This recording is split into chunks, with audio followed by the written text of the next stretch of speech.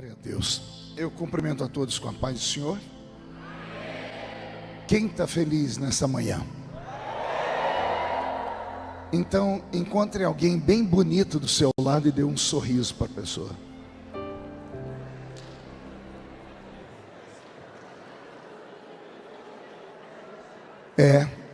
Tem gente que nem vira o pescoço, Tiago, né? Sinceridade é tudo, né, gente? É uma alegria poder estar aqui. Abra sua Bíblia comigo no livro do profeta Joel.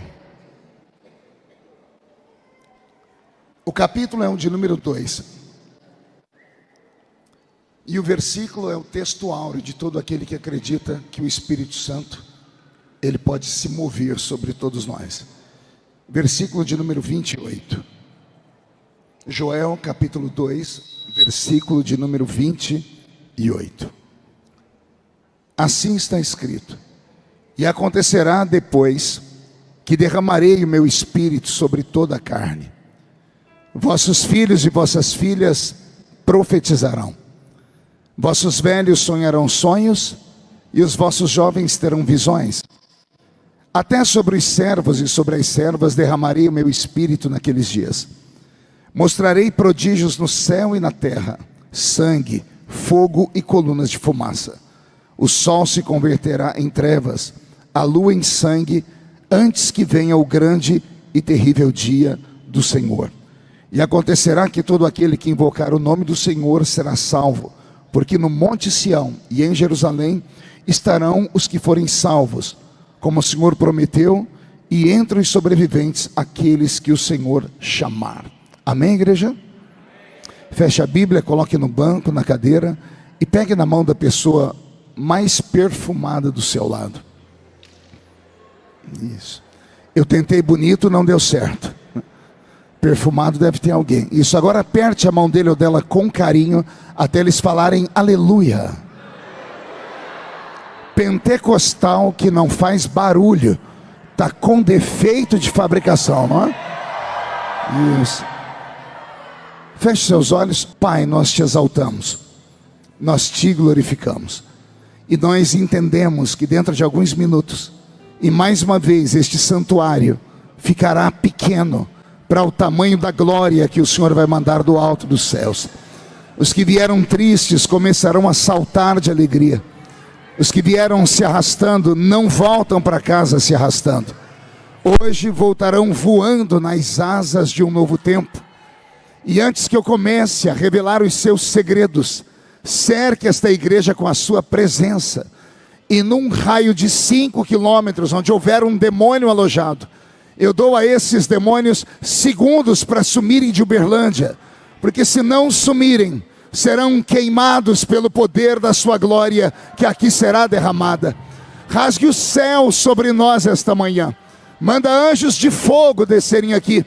Que estes anjos desçam, trazendo brasas de fogo nas mãos. Esparramem essas brasas entre nós. E onde houver um crente cheio do Espírito Santo, pega ele nesta manhã, Jesus, e fala conosco, e fica conosco. É o que eu te peço agora e sempre. E toda a igreja diz: vamos dar a Jesus uma linda salva de palmas.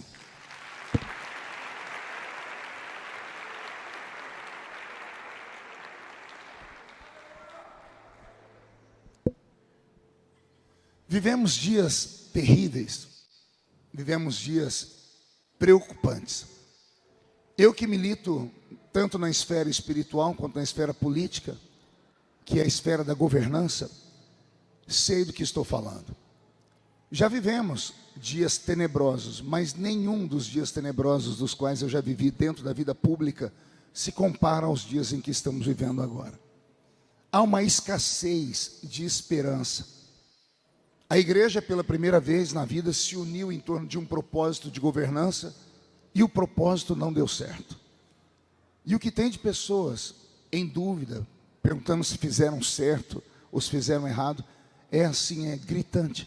E sempre que eu tenho a oportunidade de falar, eu digo à igreja: a igreja fez o correto. Pastor, e perdemos por quê? Perdemos porque o mal é muito maior do que o bem na nossa nação. Isso prova e mostra o quanto nós ainda temos que trabalhar. Nós somos 30% da nação brasileira, cerca de 60 milhões de cristãos evangélicos. Desses 30%, estima-se que 25% são de crentes carismáticos, pentecostais, que acreditam no poder do Espírito Santo. Mas nem esta audácia de autoridade toda foi o suficiente para que nós rompêssemos uma barreira que não é brasileira, uma barreira que é global. Existe hoje no mundo geopolítico, famílias, homens, sistemas que nós chamamos de deixa eu tentar encontrar a palavra correta aqui para não criar aqui um mantra de teoria de conspiração. Existe hoje um movimento global que quer simplesmente extinguir tudo aquilo que nós conhecemos como certo.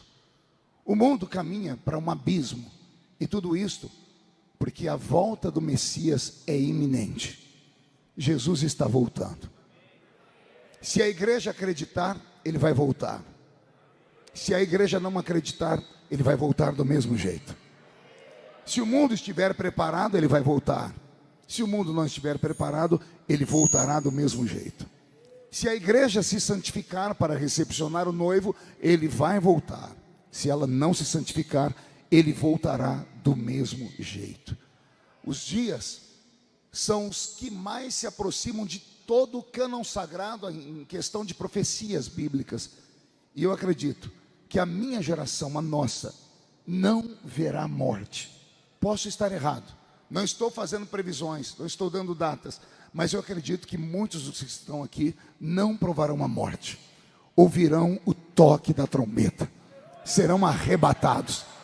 E se a trombeta tocar nessa manhã, e daqui de dentro pelo menos 2 forem, um sou eu, quem é o outro vem atrás, deixa eu ver. Vou acreditar nisso, hein? Pois bem, o que Cristo espera da igreja nesta reta final? Ele espera que a igreja se posicione, que ela esteja no lugar certo, e que ela não tenha medo das forças contrárias que lutem contra ela. Nós temos um poder, e esse poder ele é invisível, ele é metafísico, ele é transcendental, ele é etéreo, ele é eterno. E esse poder se revela para homens e mulheres que têm aptidão de entenderem que são seres que caminham entre 2 mundos, esse físico e um mundo invisível. Desde que eu me tornei cristão pentecostal e comecei a me aprofundar nas escrituras, eu descobri que o crente carismático ele é completamente diferente de todos os outros crentes, de todos os outros segmentos do cristianismo. Nós temos o cristianismo católico, nós temos o cristianismo anglicano, nós temos os reformados, nós temos os tradicionais, temos os pentecostais, os neopentecostais, e tem uma mescla de nomes que a gente não consegue nem dar. Então, de todos esses grupos, existe um grupo que, se conseguisse compreender o que são e o que tem, as portas do inferno não prevalecerão contra eles. E eu tenho certeza que é para esse grupo que eu vim pregar aqui nesta manhã. Não é à toa em uma festa de carnaval, quando a carne está toda contaminada, quando o Brasil envia para a atmosfera celeste um peso incalculável de coisas ruins, de pecados, de distorções, de coisas que nós temos até dificuldade de falar, porque chega à beira da promiscuidade. Mas é em meio ao caos que a glória de Deus pode se manifestar com uma unção extremamente violenta. Todo grande avivamento veio depois de uma grande noite escura. E esta noite escura pela qual estamos passando, eu quero crer que ela antecede um momento de avivamento. Eu sinto na minha pele, apóstolo, estamos na iminência de viver o maior avivamento que o Brasil já viu. Não sei a que preço, não sei se a preço de lágrimas apenas, de choro, de frustração, ou até a preço de sangue, mas o avivamento vai vir. E quando ele vier, eu espero que você esteja bem no local certo onde Deus te colocou. Alguém aqui acredita nessas coisas? Se pode dar no glória a Deus? O diabo só teme um tipo de crente. Não é aquele que tem anel de formatura, não é aquele que se comunica em 3 idiomas, não é aquele que tem na parede da sua casa, do seu escritório, um belo diploma, não é aquele que tem um carro importado, não é aquele que tem muita influência. O diabo só teme um tipo de crente. Eu costumo chamar esse crente de canela de fogo. Não sei se tem algum aqui em Minas Gerais. Tem meia dúzia, então eu vou tentar encontrar, deve ter mais alguns que estão com vergonha, mas já já eles se soltam. O diabo só teme um crente cheio do Espírito Santo. E ponto final. E ser cheio do Espírito Santo é muito mais do que uma vocação, é uma escolha.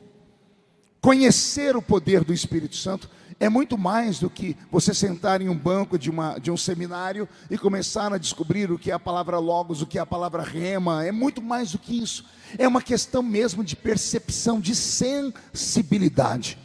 Eu venho ensinando há alguns anos ao redor do mundo que Deus, quando criou a raça humana, Ele deu à raça humana 5 presentes. 5 presentes que a ciência chama de sentidos. Diga comigo, 5 sentidos. Alguém se lembra quais são os sentidos? Olfato, visão, audição, paladar e tato. Vamos lá de novo? Olfato e tato. Parabéns. Para que servem esses 5 sentidos? Esses 5 sentidos só têm uma função: para trazer à realidade o mundo físico onde nós habitamos. Os 5 sentidos dão a percepção de que tudo aquilo que há no mundo físico é real para nós. Por exemplo, a minha visão me faz ver a beleza da roupa que vocês estão usando. Quando eu abracei o nosso apóstolo, o meu olfato detectou que ele não usa mais perfume do Avon. O perfume dele não fala nem português, né? Pois é, porque graças ao meu olfato. A minha audição percebe o louvor e o Roberto tangendo aquele instrumento. O tato faz com que a densidade desse púlpito seja real para mim, eu não me desequilibre aqui. E ao final desta reunião, em nome de Jesus, o meu paladar vai provar o sabor da comida mineira, né? É a minha fé, porque ultimamente os irmãos me convidam para pregar e dizem: traz o pastor Marco e diga para ele, nós vamos cuidar dele igual cuida de um anjo. E o crente cumpre a palavra. Anjo não come, não dorme, não descansa, não toma banho. Aqui me trate como ser humano mesmo, né? Mas é para isso que servem os 5 sentidos. Os 5 sentidos servem para este mundo físico. Por que mundo físico? Porque o mundo onde o nosso Cristo, onde o nosso Deus habita, é um mundo extrasensorial. Deus, quando criou os mundos, o seu em especial, é um mundo que os nossos olhos não podem ver. A nossa mão não pode tocar, porém, o nosso coração pode sentir. Eu costumo dizer que existem mundos paralelos, pelo menos no conhecimento bíblico, 3 mundos paralelos. Um mundo onde habita o Espírito de Deus, um mundo onde habita o Espírito do diabo e um mundo onde habita o Espírito do homem. Os 2 mundos primeiros são mundos invisíveis. O único mundo real, físico, ou melhor dizendo, que tem matéria, é o nosso. Por isso temos matéria. E aqui começo a falar para vocês sobre a autoridade. O diabo não tem poder nenhum sobre esse mundo, a não ser que os donos desse mundo deem a ele a legalidade para que ele use esse poder. Não te estranha saber que lá no Éden, o diabo, para seduzir Eva, teve que ter um corpo, precisou incorporar em uma serpente. Não era mais fácil convencer Eva se ele chegasse em forma de um anjo de luz? O que é mais fácil você ouvir e acreditar? Uma cobra conversando com você, sibilando com aquela língua bifurcada, ou um anjo de luz falando com você? Se é mais fácil ser convencido por um anjo de luz, por que foi que ele não chegou lá como um anjo de luz? Pergunte para mim, por que não, pastor? Porque anjos não são desse mundo. Espíritos não podem ser vistos nesse mundo.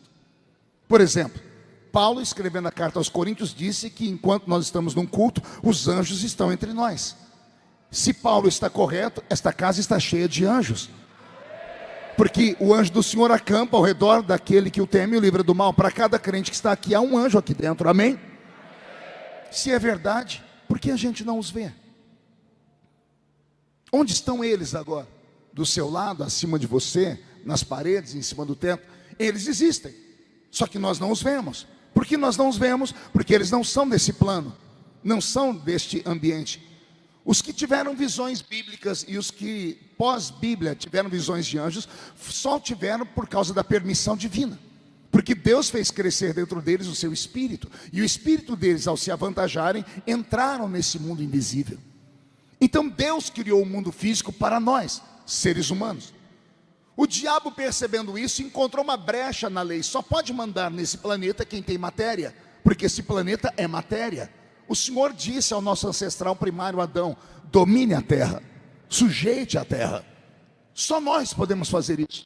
Mas o diabo hoje subjuga o mundo. Por quê? Pergunte para mim, por quê? Porque os donos desse mundo deram a ele a legalidade. O diabo entrou nesse mundo pela janela. Ele incorporou em uma cobra, porque a cobra ou a serpente ela era matéria, e através da matéria ele ficou, abre aspas, legal, fecha aspas. De maneira legal ele permaneceu nesse mundo. E aí ele conseguiu seduzir Eva.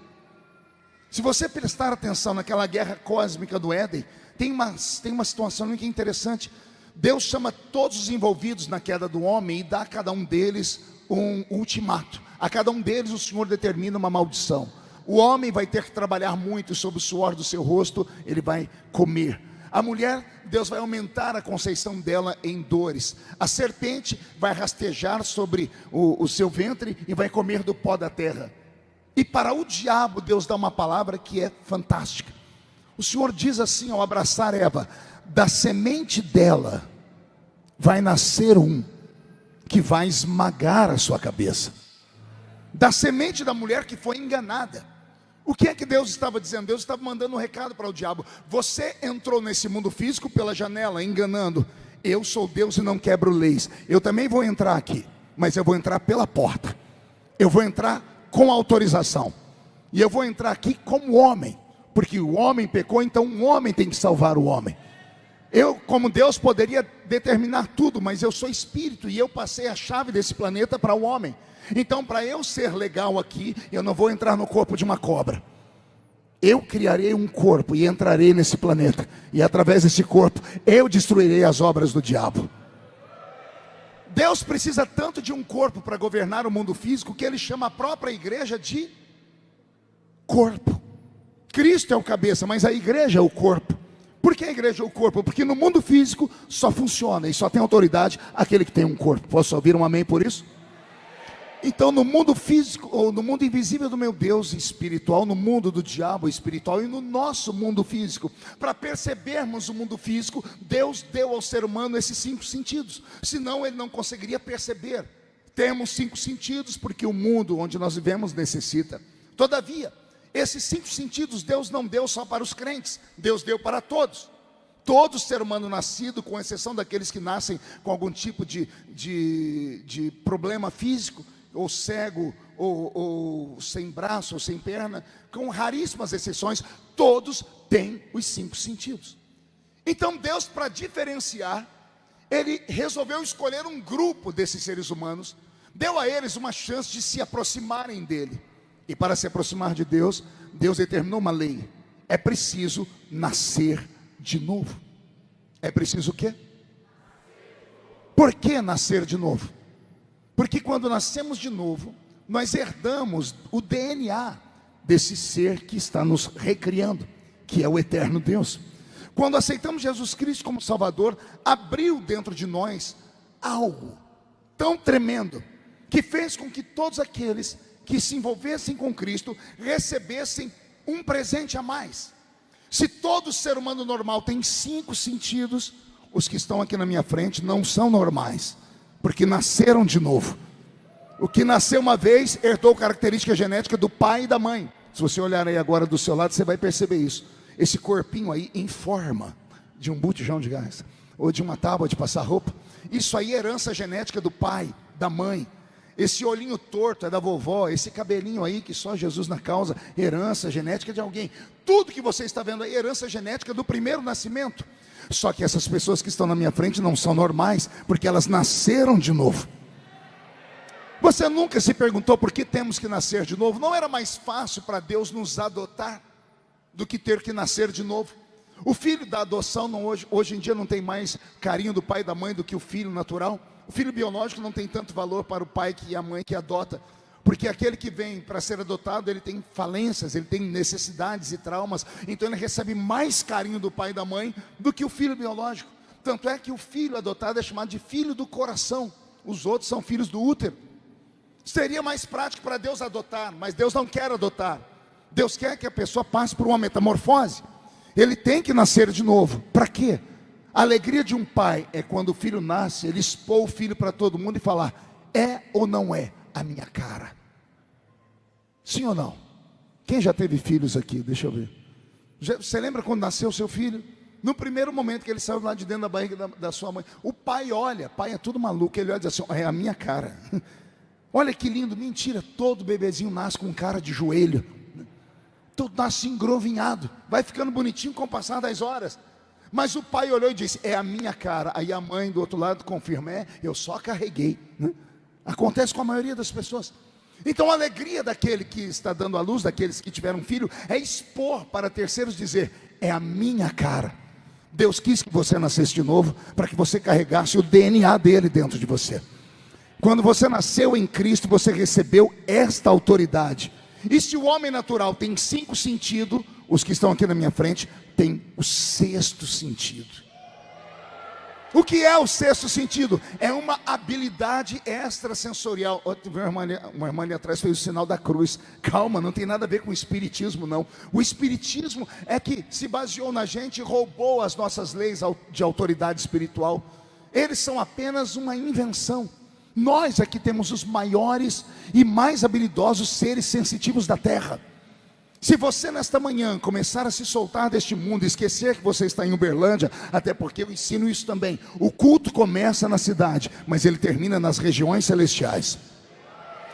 Alguns crentes entram na igreja, mas não conseguem entrar no culto, por isso não tem essa percepção. Mas quando um crente, depois de entrar na igreja, começa a entrar num culto carismático, o que é um culto carismático? É um culto de adoração profunda, é um culto que tem coreografias, algumas até extravagantes, é um culto onde as pessoas não conseguem ficar em silêncio, elas adoram, elas gritam, elas falam em línguas, elas começam a dizer glória a Deus, num frenesi tamanho, que daqui a pouco a pessoa se desliga da terra por completo, e ela vai subindo, e ela vai chegando numa região celestial invisível, e é nessa região celestial que os milagres começam a acontecer. Parece ser uma coisa estranha, mas não é. Os nossos pais na fé viveram tudo isso, e eles tiveram experiências muito mais profundas do que as nossas.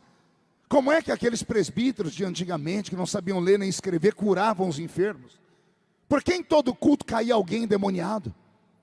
Por que em todo culto havia uma manifestação, havia libertação? Porque havia manifestações dos dons, e hoje raramente isso acontece. É que aqueles homens e mulheres iletrados treinavam mais o lado sensitivo deles, o lado espiritual deles, do que a sua própria carne. Eles treinavam mais o seu espírito do que o seu próprio intelecto. Eles vinham em oração, em jejum, porque lutavam contra tudo e contra todos. E quando se agrupavam, juntavam meia dúzia ou 2 dúzias, começavam a orar, e a orar de maneira intensa. Não tinham muita teologia, mas tinham um caminho aberto até o trono do Eterno. E esse caminho dava a eles habilidades tremendas. Só há uma maneira de enfrentar o que está vindo pela frente. É você se revestir de autoridade. É você descobrir que tem este 6º sentido que eu estou falando. Pastor, para que serve o 6º sentido? Ora, ele tem a mesma habilidade dos outros 5, só que ele presta para um mundo invisível. Se os 5 sentidos naturais te fazem perceber esse mundo físico, o 6º sentido te faz perceber um mundo invisível.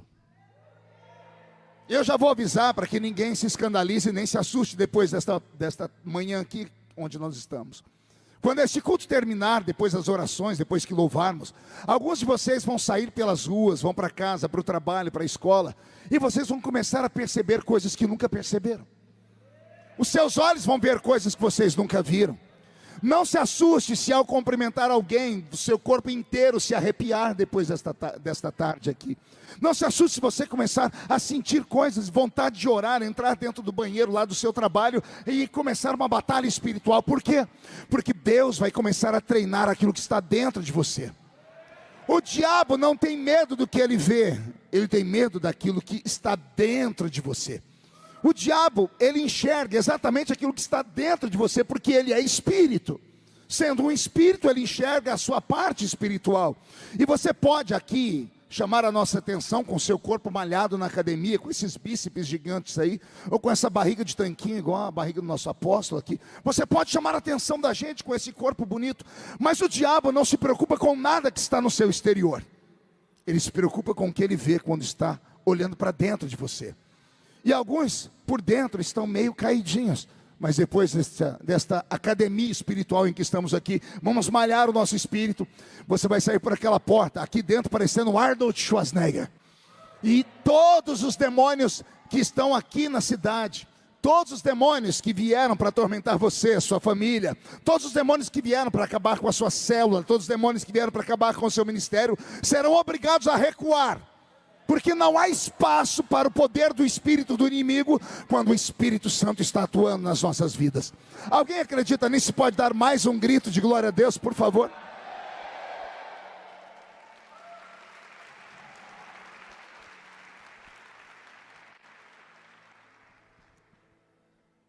A presença do Espírito Santo, ela não pode ser algo raro. Ela tem que ser um cotidiano de vida. O Espírito Santo, ele é sensível. Ele é uma pessoa. Quando eu não tinha esse conhecimento, eu chegava a falar para as pessoas que tinha uma coisa que me pegava. Uma vez minha mãe não era crente, foi me assistir num culto de mocidade, e quando terminou o culto, ela estava chorando, ela falou assim: olha, é muito lindo ver você lá em cima, você grita, né? Você pula, você fica vermelho. Eu disse: pois é, mãe. Ela falou: o que é que acontece que te deixa daquele jeito? E eu não tinha habilidade, não conhecia. E eu falava para ela assim: ah, mãe, tem uma coisa que me pega.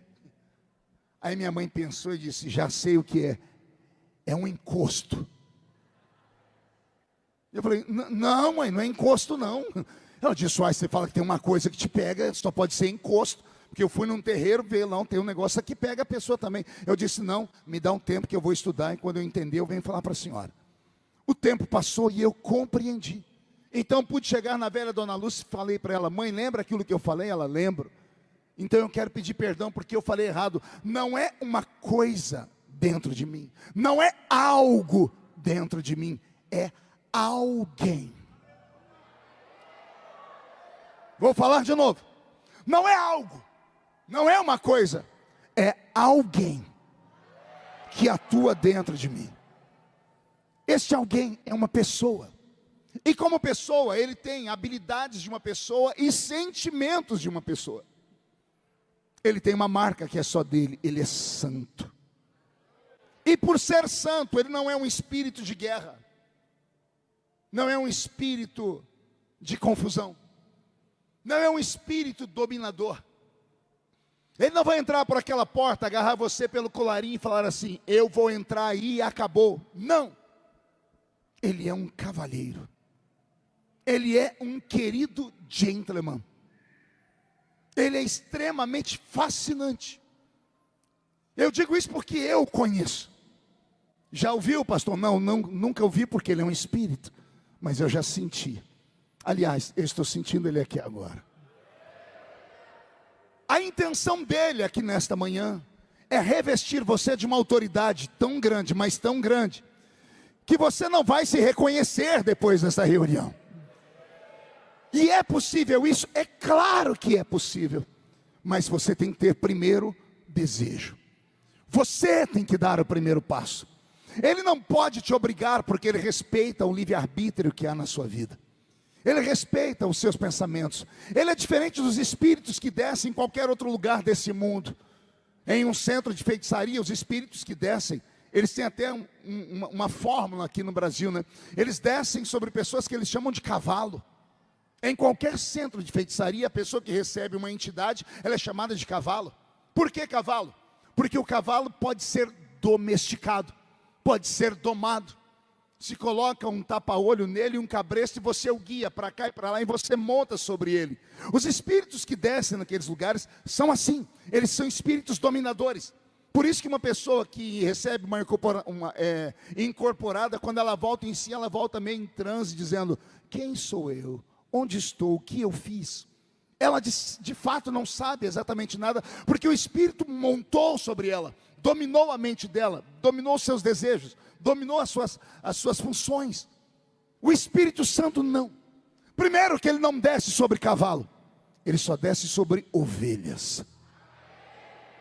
Segundo, ele não quer dominar a sua vida, ele quer ser um parceiro seu. Ele quer trabalhar em consonância com o seu desejo e a sua vontade.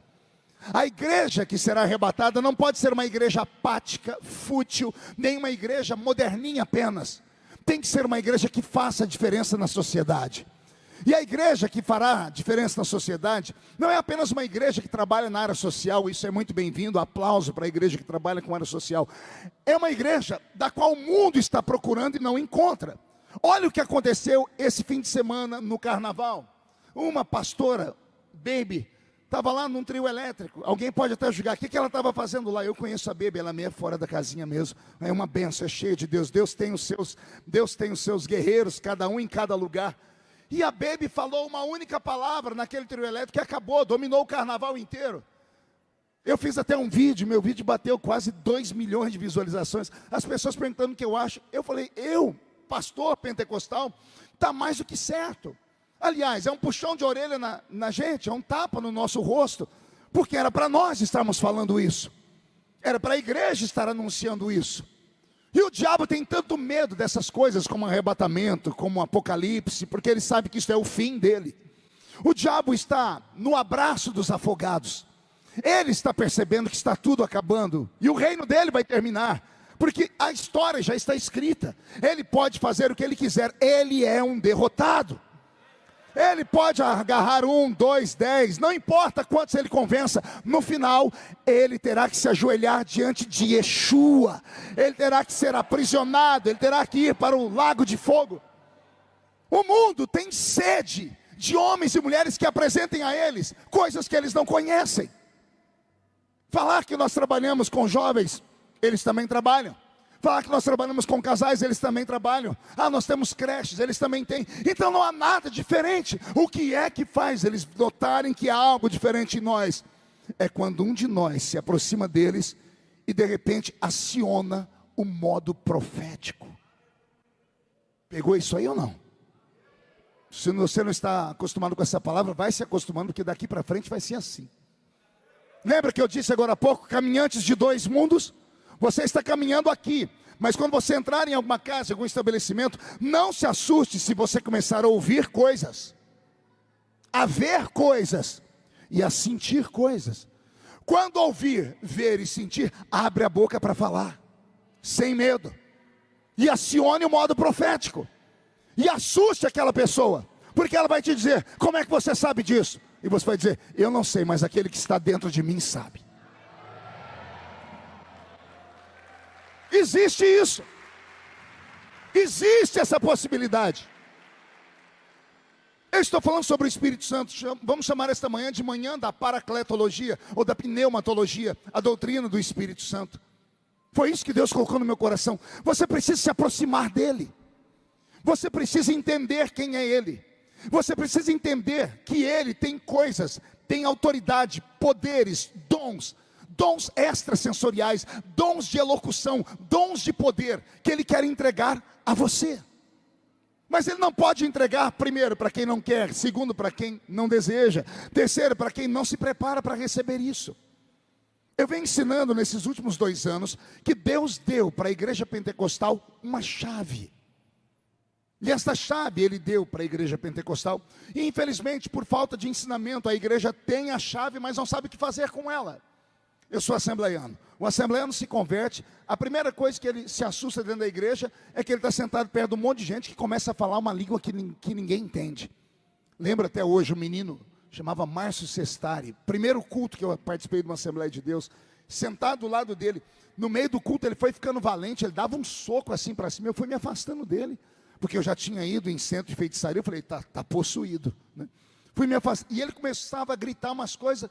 Terminou aquela reunião, eu perguntei para ele assim, ô amigo, a sua mãe é dona de floricultura? Ele, não. Você tem floricultura? Ele disse, não. E ele perguntou, por quê? É que você ficou a reunião inteira aqui falando samambaia, samambaia, samambaia. Eu falei, que samambaia é essa? Ele disse, Ele abriu aquela boca, banguela, só tinha 2 dentes na boca, o zagueiro e o atacante. Ele olhou para mim com aquele sorriso maroto e disse: não é samambaia não, é língua de anjo. Pense numa loucura para entrar na cabeça de alguém que... Eu era coroinha no catolicismo, já tinha lido a Bíblia inteira com 9 anos de idade, já tinha passado a olhar pelo Pentecoste, mas não entendia nada daquilo. E eu falei: como é que é língua de anjo? Ele disse: língua de anjo. Eu falei: isso, como é? Me explica. Ele disse: está escrito aqui. E ele abriu a Bíblia em Atos dos Apóstolos, capítulo de número 2. Lembra o que está escrito lá? Estavam todos reunidos no mesmo lugar, quando de repente veio do céu um som, como de um vento forte e impetuoso, que encheu a casa onde estavam assentados. E todos foram cheios do Espírito Santo, e começaram a falar em outras línguas, conforme o Espírito Santo lhes concedia que falassem. O texto existe. A igreja neotestamentária nasce com a percepção de que eles receberam dons extrasensoriais. O primeiro deles, falar numa língua que eles não entendiam. Eles receberam isso. Aí eu me converti na Assembleia de Deus e disseram: isso existe. Eu disse: se existe, eu quero. E me ensinaram a fórmula. A fórmula é antiga e até engraçada. Eu falei: como é que eu falo em línguas? O rapaz disse: começa a dar glória. E eu: glória. E parei. Ele falou: não, tem que ser mais. Quanto? Ele falou: até ele te visitar. E a gente ficava o culto inteiro: glória, glória, glória, glória, glória, glória, glória, glória. Por isso éramos chamados de igreja barulhenta. Por isso éramos chamados de crente estranho. Porque a gente passava o culto inteiro gritando. Não é que nós não sabíamos o que estávamos fazendo, sabíamos. A gente queria receber esta autoridade. E não há explicação nessa esfera. Depois de muito dar glória, o céu se abria. E a gente parava de falar glória e falávamos em outras línguas. Línguas ininteligíveis que chamamos dentro da teologia de glossolalia. A glossolalia, a habilidade de falar em outras línguas. Esta é a chave. Aí vem o próximo problema, pergunte qual? Por que falamos em línguas? Quem aqui é batizado com o Espírito Santo e fala em línguas? Deixa eu ver. Pergunte a quem está do seu lado com a mão levantada: você fala em língua para quê?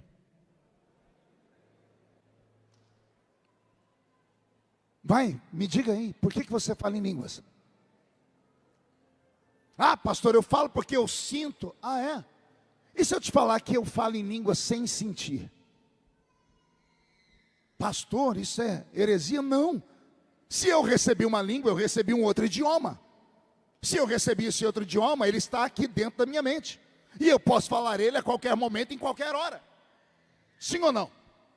Eu não tenho que falar em língua somente quando me dá um arrepio do corpo, ou quando eu sinto o vento das asas do arcanjo Miguel, ou quando tem um serafim com uma brasa de fogo queimando os meus lábios. Não.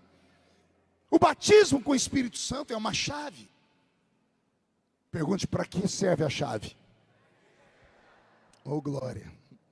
A gente entra na igreja, e quando começamos a entrar no culto em adoração, o nosso espírito vai se expandindo e ficando sensível. A carne vai morrendo no culto. E ao passo que o culto vai crescendo, o corpo começa a arrepiar. Nossos olhos enchem de lágrimas. Uma adrenalina é descarregada no nosso corpo. Uma quantidade de endorfina é liberada no nosso cérebro. A gente começa a ficar valente, expansivo e fervoroso. Daqui a pouco tem alguém em pé fazendo assim com a mão, daqui a pouco tem alguém fazendo assim com o corpo. As coreografias são as mais extravagantes possíveis. Você já viu isso muito no encontro com Deus? Quem já participou do encontro aqui? É tremendo. E você lembra o que aconteceu lá com você? Se alguém filmasse, botasse na sua casa para você ver, você ia falar assim: meu Deus, sou eu ali. Ai, meu Deus, que coisa horrível. É sério, tem uns que parece que vira uma águia, recebe o espírito de uma águia e fica... Por que tem essas coisas? Ah, pastor, se trouxer um psicólogo, ele vai falar assim para você: isso aí são reações de um cérebro com esquizofrenia. Você está tendo um problema de catalepsia espiritual. Ele vai falar que os seus neurônios entraram em transe, você se reuniu com uma multidão de pessoas e houve uma histeria coletiva, é o que ele vai dizer. Mas nós sabemos que não é nada disso. Avivamento não é uma mente perturbada com problemas de esquizofrenia. Avivamento é uma questão de sobrevivência. Eu não grito porque quero, eu grito porque tem alguém dentro de mim me estimulando, dizendo: grita, adora. Existe um poder no nosso grito. E não é só nós que conhecemos isso. Você já viu algum soldado ir para o campo de batalha na hora do fervo, ele ir calado? Já assistiu filmes? Como é que aquele que levanta a bandeira e chama todo mundo para a guerra vai? Ele vai aos gritos, ele vai aos berros. Você já assistiu os 300 de Esparta? Aqueles 300 homens valentes, gritando. Como é que é o grito deles? Ahu! Todo mundo grita. Por que grito? Os gritos expandem a alma, te dão valentia, te fazem sair da terra. Por isso a força do diabo nesses últimos dias é silenciar os pentecostais, fazer com que o nosso culto fique muito parecido com uma reunião do Rotary Club ou do Lions Club, ou até da maçonaria, cheio de pessoas bonitinhas, equilibradinhas, que chegam no culto, cruzam a perninha, ficam mascando essa desgraça desse chiclete, com a mãozinha no queixo, filosofando, dizendo to be or not to be, that's the question. Anotando nos seus caderninhos as historinhas que escutam aqui, para chegar em casa e passar 5 horas na frente do Google, digitando para ver se aquilo é verdade ou não. Para daqui 2 semanas encontrar o irmão falando, nossa, tudo que aquele pastor falou aquela vez era verdade, ó, chega até a arrepiar. Pois é, enquanto você fica filosofando e leva 2 semanas, o crente mais simples entre nós, que às vezes não sabe ler nem escrever, ele entra no mistério na hora, já percebeu? Tem uns que o pastor está falando, daqui a pouco eles surtam, eles dão um grito. Os crentes mais equilibrados chegam a dizer, isso aí é meninice, isso aí é fanatismo, isso aí é santarricionismo. Arruma um monte de histórias, e eu estou aqui para dizer que não é nada disso. É que alguns têm a percepção à flor da pele, alguns são mais sensitivos do que outros, alguns treinam seu espírito, alguns jejuam mais, alguns leem mais a Bíblia, alguns ficam ouvindo mais louvores do que música dessas músicas sertanejas aí, do Gustavo Lima, ficam mais na presença de Deus do que vendo porcaria de TikTok. Pior, o TikTok está doutrinando uma geração a não querer buscar o Espírito Santo, porque virou piada na internet. O que tem de piada na internet, com gente falando em línguas, com pessoas tendo coreografias espirituais, do jeito que você ri daqueles cultos, onde aquelas pessoas estão fazendo aquelas coisas assim, aconteceu em Atos dos Apóstolos capítulo 2. Os homens e mulheres de Jerusalém pararam para ver aqueles crentes cheios do Espírito Santo, porque a casa ficou cheia, eles receberam o poder do Espírito Santo e não ficaram dentro da casa, foram para o meio da rua. Em Jerusalém tinha 3 milhões de judeus que vieram de todas as partes da terra. Vieram para adorar. Judeu é barulhento por natureza. Imagine 3 milhões de judeus cantando, dançando, vendendo, comprando, cambiando, sacrificando. Some a isso milhares de animais berrando, mugindo, tudo ao mesmo tempo. E de repente um grupo de quase 120 começa a fazer um barulho que quietou o barulho de 3 milhões de pessoas. Jerusalém parou. E eles foram ver o que era, e chegaram lá, os crentes saíram de dentro da casa, porque ficaram expansivos, e começaram a olhar, ver aqueles crentes esquisitos, e alguém gritou assim, isso é hora para estarem bêbados? Estão bêbados a uma hora dessa? Foi Pedro que pulou no meio da multidão e disse, aqui não tem ninguém bêbado. O que está acontecendo aqui foi o que foi predito pelo profeta Joel, 835 anos antes de Jesus nascer. Joel disse, e há de ser que nos últimos dias, diz o Senhor, derramarei do meu espírito sobre toda a carne. Vossos filhos e vossas filhas profetizarão. Vossos jovens terão visões e os vossos velhos terão sonhos.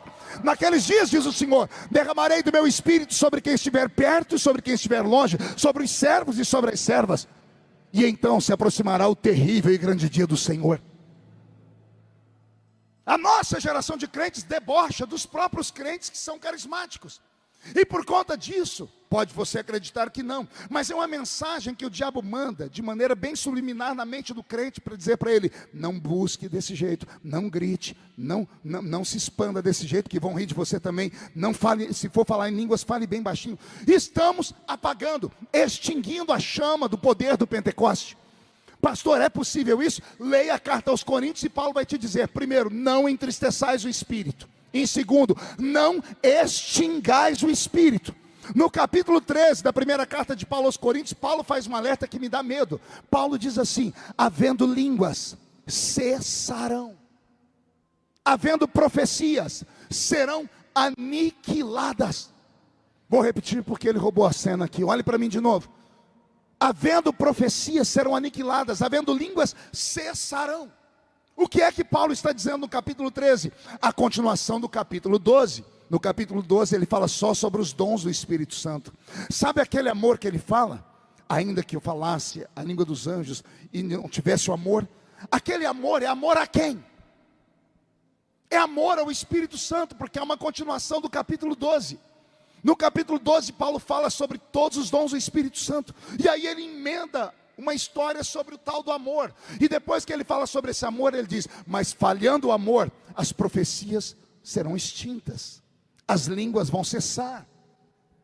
Estamos vivendo esse tempo, um tempo onde os dons não acontecem mais. Deixa eu perguntar aqui, quem aqui já ouviu em um culto alguém levantar em línguas proféticas e uma outra pessoa interpretá-la? Levante a mão. Dê uma olhadinha, olha só, nem um sexto dos que estão aqui viram isso. Os outros nem sabem do que eu estou falando. Por quê? Virou lenda. O que é lenda hoje, na minha época, era comum, era normal.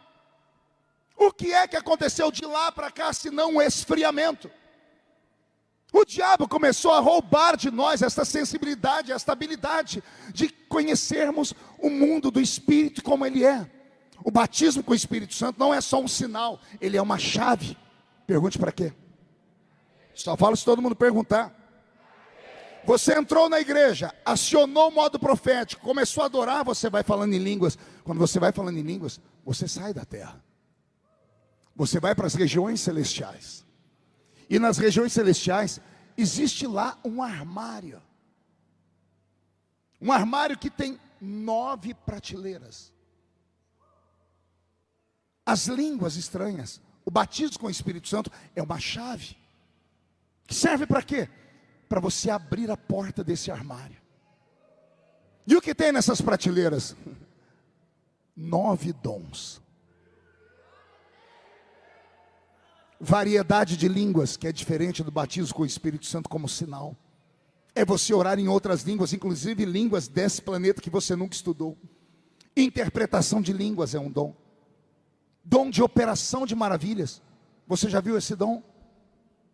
Se você visse, você ia ficar como morto, caído no chão. Eu vi uma vez, na África, um homem sentado perto do púlpito. 500 mulheres levantaram para cantar no círculo de oração. Não tinha um instrumento, porque era um lugar muito pobre.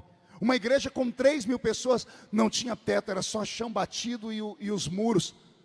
O meu microfone era ligado numa caixa de som ligada numa bateria de carro. Eu falava aleluia, o povo entendia glória a Deus. Não tinha energia elétrica, era tudo lamparinas. Isso há 25 anos atrás, no continente africano. E aconteceu antes de eu pregar, as mulheres levantaram para cantar. Quando elas levantaram, a cabeça delas chegou perto dos lampiões que estavam lá iluminando. Eu percebi que eram 500 mulheres carecas. 500 mulheres sem um fio de cabelo na cabeça. Eu não tinha percebido isso, porque era tudo meio nublado. Quando eu vi aquilo, eu, assembleiano roxo, brasileiro, que cortar a ponta do cabelo já era pecado, dava o direito da pessoa ir para o inferno. Eu vi 500 mulheres carecas. O pastor do meu lado percebeu que eu fiquei meio escandalizado. Ele botou a mão na minha perna e disse: está assustado? Eu falei: tô. O que aconteceu? Ele disse: teve um surto de piolho aqui na aldeia. O surto foi tão grande que algumas pessoas, algumas mulheres tiveram machucado na cabeça e não teve como o veneno matar os piolhos, teve que raspar a cabeça. E estava se aproximando a festa, e elas não queriam vir para aqui porque estavam com vergonha. Aí todo o círculo de oração se reuniu e disse: se elas não vão, nós também não vamos. Ou então, todos nós vamos rapar a cabeça, para que nenhuma de nós se sinta menor do que nenhuma outra. Eu fiquei assim, eu nunca tinha visto uma prova de amor tão grande. 490 mulheres rasparam a cabeça por causa de 10 mulheres doentes, só para que todas pudessem participar num culto. Ali começou a quebrar dentro de mim o espírito da religiosidade. E quando elas começaram a cantar, era uma coisa tão linda, porque o som que elas faziam era com palmas e batendo os pés no chão. Dali vinha a melodia, e elas começaram a cantar no idioma delas. E tinha um homem sentado perto do púlpito com a perna toda torta. Sabe aqueles paralíticos que te dá medo, porque os ossos deles são todos tortos? No meio do louvor daquelas mulheres, parece que caiu um trovão dentro da igreja, uma explosão. Todos nós assustamos e olhamos o paralítico gritando, falando num português lusitano, português de Portugal: Senhor, quisera eu ter pernas para dançar como elas. E foi assim que nós começamos a escutar barulho de ossos se movendo. eu estava mais próximo, eu fui me afastando. Olha só, a gente ouve alguém dar um testemunho, fui curado de dor de cabeça, cai uma glória dentro da igreja, todo mundo grita, fala em línguas. Mas quando eu vi aquele milagre, eu não conseguia adorar a Deus, eu entrei em parafuso. Eu senti um terror tão grande, porque era algo que os olhos humanos não tinham visto ainda. Eu vi aquele homem ficar de pé e cair por 2 vezes, até que ele se endireitou. Ele saiu correndo no meio dos outros. Acabou o culto ali, eu não precisei pregar. O Senhor fez a obra dele. O que foi que aconteceu ali? Não foi dom de cura, porque eu não curei ele. Mas o ambiente foi saturado com uma glória de Deus tão grande, que o dom de operação de maravilhas aconteceu naquele exato momento. Nesta prateleira existem dons que você, se conhecesse, buscaria. Existe a palavra do conhecimento, que nós chamamos de dom da revelação, que é você pegar na mão de uma pessoa e Deus te dar a ficha dela inteira. Que é você estar em um ambiente e Deus te dar algo que você não ouviu ninguém falar. Eu tenho uma irmã de oração assim, ela mora nos Estados Unidos. A minha alma e a dela é ligada em oração.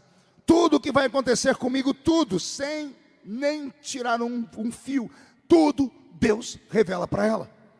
Estava nos Estados Unidos semana passada, e ela mandou uma mensagem dizendo assim: não se assuste, o voo de vocês vai mudar de horário, porque o Senhor tem um livramento. Era para vocês saírem em tal hora, vocês vão sair no outra hora. Eu peguei aquilo, mandei para o Roberto, falei: Roberto, vê aí o horário. Ele falou: não, pastor, não houve mudança nenhuma. Eu disse: então fique ligando todo dia na companhia, para saber para que hora vai mudar. O Roberto riu, falou: pastor, está tudo certo, não vai ter mudança nenhuma. Aí eu mandei para ele o texto, eu falei: ó, quem mandou? Quando ele viu a profeta, ele disse: não, se ela falou, eu vou ligar todo dia. No 4º dia depois que ela falou, a companhia mandou um e-mail para o Roberto, dizendo assim: ó, mudou o horário do voo. O Roberto quase teve um infarto. Ele falou: pastor, recebi aqui. Ele se espantou. Eu já não me espanto, porque eu conheço a criatura. Tem pessoas que têm uma visão além do alcance. Não são bruxos, são cheios do Espírito Santo. E por falar em bruxo, vai um puxão de orelha. Você sabe como nasce um babalorixá? Você tem noção de como nasce uma bruxa, um feiticeiro? Se você tiver a oportunidade, compre um livro chamado Orixás, Guias e Caboclos, Deuses ou Demônios, do Bispo Macedo. Você vai ver não apenas história, mas você vai ver imagens. A pessoa que vai para um lugar desse para desenvolver, para fazer cabeça, primeiro, ela é tida como alguém sensitiva. Ela vê vultos, ela ouve vozes, ela sente coisas que ninguém sente. Aí essa pessoa conta para alguém que leva ela para um lugar, uma tal de mesa branca, que é o espiritismo científico. E lá no espiritismo científico começam a dar passes nela, ela começa a falar com espíritos de luz. Mas isso é como uma droga. A pessoa começa com a maconha, daqui a pouco ela quer uma dose mais forte. O diabo usa isso para prender as pessoas. Depois vai descer até o baixo espiritismo, que é a feitiçaria ou a magia negra. A pessoa que quer mesmo desenvolver cabeça, quando ela chega nesse nível, mulher ou homem, são arrastadas da sua família e levadas para um lugar ermo. Nesse lugar ermo, a pessoa raspa a sua cabeça. Ao raspar a cabeça, ela recebe entidades chamadas espíritos de herê, que são espíritos de criança. Uma vez que elas estão possuídas por espíritos de criança, como criança é muito levada e faz coisas que não deve, a pessoa começa a apanhar de maneira invisível e começa a brotar vergões nas costas da pessoa. Algumas têm o seu corpo aberto, e quando o corpo delas é aberto, aí entra alguém que tem mais visão e entendimento e joga um pó de osso de morto, chamado ebó ou ebá, para fechar as cicatrizes. Quando fecha as cicatrizes, está feita uma aliança. A pessoa fica 30 dias em jejum. O jejum dela é quebrado, ela bebendo urina e comendo fezes de animais, ou carne em estado de putrefação. Porque o diabo destrói toda a dignidade que é no ser humano, porque ele quer ver se a pessoa quer receber mesmo dons extrasensoriais. Depois disso, a pessoa termina o seu jejum tomando banho em fezes e urina, tudo misturado. A pessoa é levada ao pó, ela se esvazia de si mesma. E sabe o que mais? Eles vão até o fim. A última coisa que é dada a ela como ordem, ela é ir num cemitério e desenterrar um defunto. E as pessoas fazem isso porque elas querem receber aquela autoridade. E depois de tudo isso, depois de 40 dias, nasce um ser que vê o que os olhos normais não veem. Que são chamados de bruxos, de bruxas, feiticeiros, feiticeiras. Pasme, tem crente que não acredita nisso, mas eu acredito. Porque eu já tive embates com esse pessoal. A gente é acostumado só com esses demôniozinhos que eu chamo de demônios kamikaze. Esses demônios que se manifestam em culto são kamikazes. Zé Pilintra, Zé Pilantra, Chucaveira, Tranca-Rua, Preto Velho. O que vem fazer um demônio numa igreja com 500 crentes cheios do Espírito Santo? É kamikaze. Cansou de viver, sabe que só a igreja tem autoridade para amarrar e mandar para o abismo. Os verdadeiros demônios não entram em igrejas, eles dominam ruas, eles dominam casas, eles dominam ruas, avenidas, eles dominam bairros, eles dominam cidades, eles dominam estados. São potestades. Na carta aos Efésios, Paulo vai falar sobre as categorias deles. Ele vai até falar sobre a batalha espiritual no capítulo 6, que nós temos que estar armados. Ora, o nosso verdadeiro inimigo não é aquele que senta do nosso lado, não é aquele que comunga com a gente, não é o nosso patrão. O verdadeiro inimigo, ele é invisível, ele é astuto. Mas como é que o crente vai ter a percepção de que ele existe, se o crente não é treinado aqui dentro? Para isso existe um dom, discernimento de espírito. Está lá, nesse armário. Ah, se a igreja tivesse o dom do discernimento de espírito, muita gente que canta nos nossos púlpitos, que prega nos nossos púlpitos, não pregariam, não cantariam. Porque o dom de discernimento de espírito ia mostrar para a igreja que aquelas pessoas não passam de artistas, que apenas entoam, que apenas encenam, mas não vivem aquilo que pregam, não vivem aquilo que cantam. E a igreja começa a ficar contaminada, e a igreja começa a criar para si bezerros de ouro. E aí nós temos os nossos filhos, as nossas filhas, que têm adoração, predileção por pregadores e cantores, como eu tinha antigamente na minha casa, uma foto do Chitãozinho Chororó. E se você rir, eu te dou um cascudo na cabeça, porque eu sou velho mesmo. Nossos filhos tiraram a foto do Chitãozinho Chororó e colocaram foto de outros. Falta do discernimento de espírito. A falta do discernimento de espírito fez você brigar com a sua mãe, com o seu pai, com o seu patrão, fez você perder o emprego, porque você achou que era uma perseguição deles, e não eram. Eles eram apenas os cavalos usados por esses espíritos. Mas se você tiver esse dom, a partir de hoje, ninguém mais te engana em nada. Não, vou falar mais profundo. Aquele que tem o dom de discernir espíritos, até a vida financeira dele muda.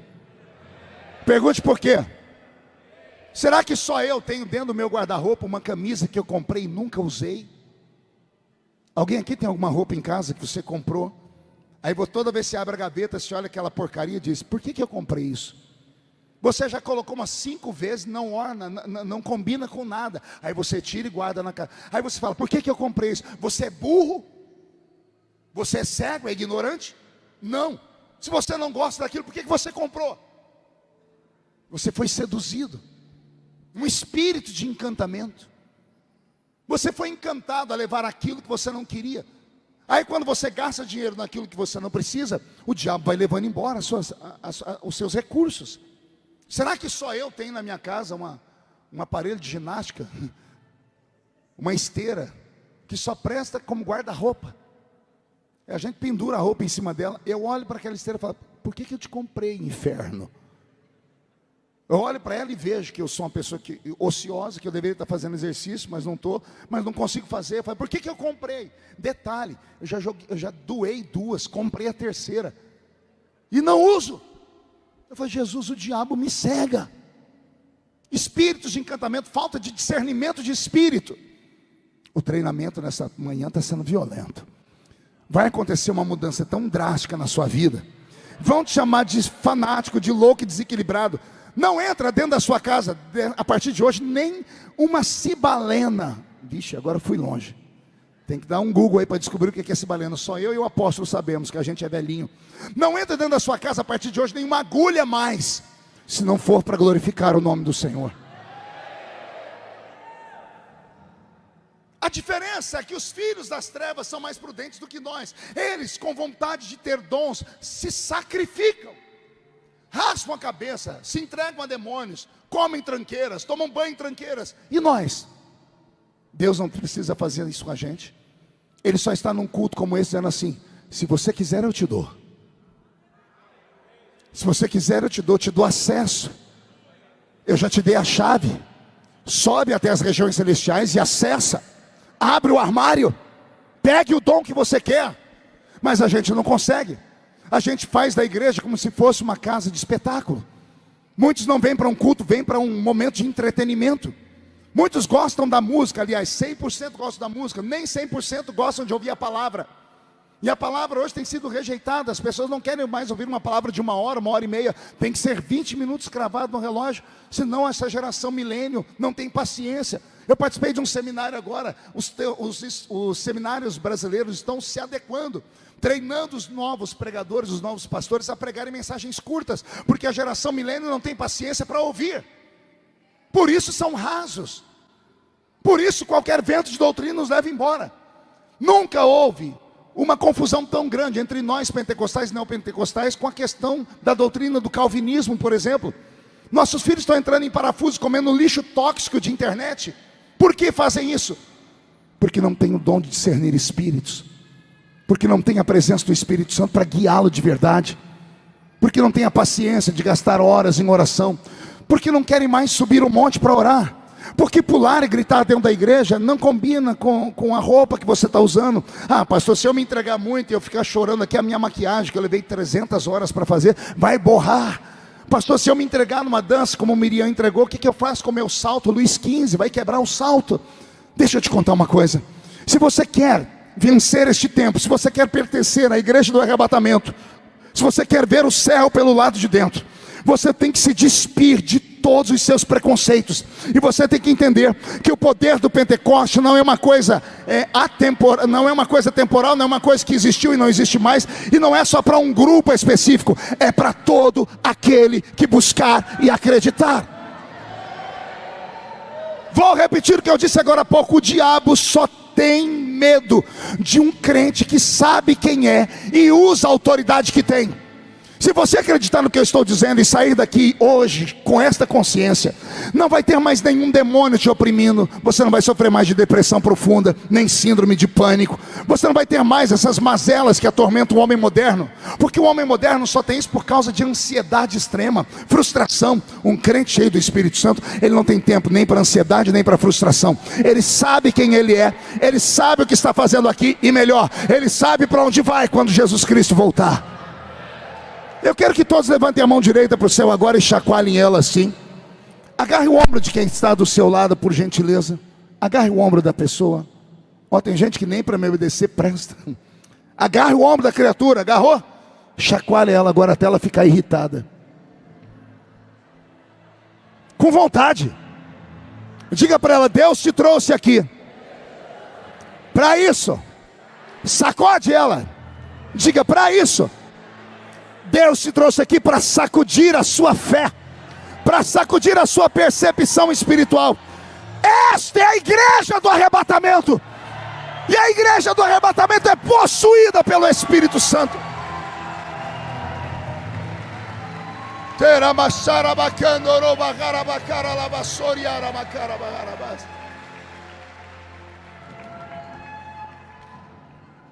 Eu vou te dar um ensinamento agora que você nunca escutou na vida, preste atenção.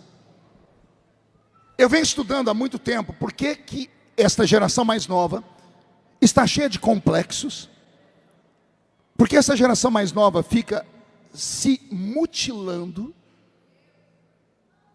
Eu estava pregando agora há pouco no estado do Mato Grosso, na capital, e eu falava sobre depressão. O pastor presidente da Convenção das Assembleias de Deus, pastor Dionísio, se levantou, pediu a palavra. Ele disse: pastor Marcos, só aqui dentro da capital nós temos catalogados mais de 250 filhos de crentes com cicatrizes de corte nos pulsos. Crentes se mutilando.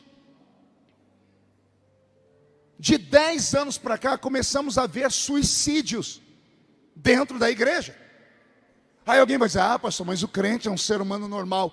Uma vírgula. O pentecostal não é normal. Eu me recuso a pregar para os normais, porque o normal escuta o que eu estou falando e ri na minha cara. Eu só prego para homens e mulheres que são caminhantes de 2 mundos. Eu só prego para homens e mulheres que têm o 6º sentido, porque eles têm um entendimento que o que eu estou falando faz sentido. Eu venho estudando por que essa geração está tão fraca, porque essa geração está tão depressiva. Depressiva a ponto de viver à base de Lexotan e Rivotril.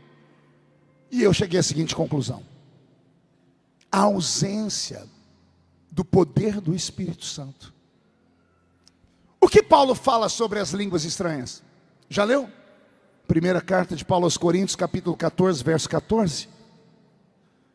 Paulo vai dizer assim: aquele que ora em línguas, a sua mente fica sem fruto, mas o seu espírito ora bem. Essa tradução aqui não diz isso. Pois se eu oro em uma língua, põe uma tradução de crente, não põe essa versão atualizada não, que isso aqui é coisa do inferno. É isso, os crentes não tem que ter uma versão mais atualizada. Essas versões atualizadas roubam toda a essência da palavra. Pega a sua Bíblia aí antiga, eu vou ler com você aqui, 1 Coríntios, capítulo 14. Se você achar aí a versão Almeida, revista e atualizada, aí você pode colocar aqui, tá? Não, tira esse trem daqui, agora. Acha aí a versão Almeida, capítulo 14, verso 14. Porque se eu orar em outra língua, o meu espírito ora de fato, mas a minha mente fica infrutífera. Se eu orar em outra língua, ou em línguas estranhas, o meu espírito ora bem, mas a minha mente fica sem fruto. Qual é o ensinamento de Paulo? Paulo está dizendo que aquele que fala em línguas, ele não está entendendo o que está fazendo, por isso a mente fica sem fruto. Mas não é por isso que ele diz assim: então pare de orar, você não está entendendo o que está fazendo. Paulo insiste, dizendo: aquele que ora em línguas, a sua mente fica sem fruto, mas o seu espírito, ele ora bem. O nosso espírito está armazenado entre o cerebelo e o hipocampo. O hipocampo que fica no centro do nosso cérebro, quase colado no cerebelo. Aqui está o armazenamento de todas as nossas memórias. Tudo que você viveu, vive, está armazenado aqui. Não somos como um computador que temos o dom de ir lá, selecionar o que a gente não quer, dar um delete e depois um reset. Tudo que você viveu. Alguns seres humanos são tão incríveis que guardam memórias intrauterinas. Coisas que viveram no ventre da mãe. Os gritos que a mãe escutou, as vezes que ela apanhou, a falta de alimento, a violência que ela sofreu, tudo isso é transferido para a criança. E a criança carrega tudo isso na sua memória. A memória não é ativada sempre. Às vezes ela precisa dos 5 sentidos para ser ativada. Um cheiro, ouvir uma palavra, ouvir uma música. Você já deve ter vivido isso. Você passou perto de um lugar, sentiu um cheiro, você foi transportado lá para a roça. Você ouviu uma música, o coração acelerou quando você ainda era apaixonado. Tudo está armazenado aqui, no nosso espírito. Aquele que ora em línguas, a mente fica sem fruto, mas o espírito ora, e ele ora bem. Paulo vai dizer que quem fala em línguas não fala a homens, senão a Deus, porque só Deus entende. E Paulo explica, porque quem ora em línguas, ora em mistérios. E o que é mistério? Se a gente souber, não é mistério. Paulo está dizendo que quando a gente ora em línguas, as línguas ativam o nosso espírito. E todas as memórias das quais não lembramos mais, inconscientes e que estão no nosso subconsciente, elas são atingidas. E aí o seu espírito busca todos os seus traumas, todas as suas dores, todos os seus abandonos, e em uma outra língua, ele fala com o único que pode curar. É por isso que a nossa geração antiga não tinha depressão, não tinha síndrome do pânico. Nossos filhos não se mutilavam, porque a gente entrava na presença de Deus com toda alegria, e os nossos cultos eram tomados por dons e por manifestações espirituais. Quantos cultos do dia da criança, não fui eu lá orar com as crianças da nossa igreja, Jesus batizar crianças de 2, 3, 4, 5, 6 anos de idade com o Espírito Santo. Pergunte se essas crianças se desviaram. Pergunte se algum dia elas se mutilaram. Não, porque elas acessaram um dom, acessaram um presente, acessaram uma outra atmosfera. Nós não podemos deixar essa atmosfera morrer. Nós não podemos deixar essa atmosfera deixar de existir. Nós precisamos buscá-la. temos que provocá-la. Temos que aqui nesta manhã entrarmos num seminário de adoração profunda. Temos que ter aqui homens e mulheres que acreditem nisso que eu estou falando.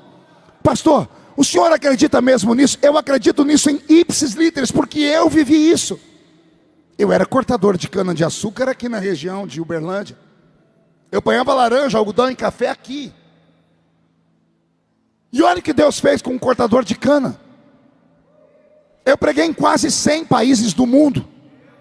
Eu preguei em mais de 4.000 cidades do Brasil. Eu estou com 51 anos de idade, eu já atingi 3 gerações. E continuo pregando. Estava chegando aqui, o apóstolo Renê liberou uma bênção para nós, né, Mateus, falando. Vocês vão ouvir aí algo tremendo de Deus.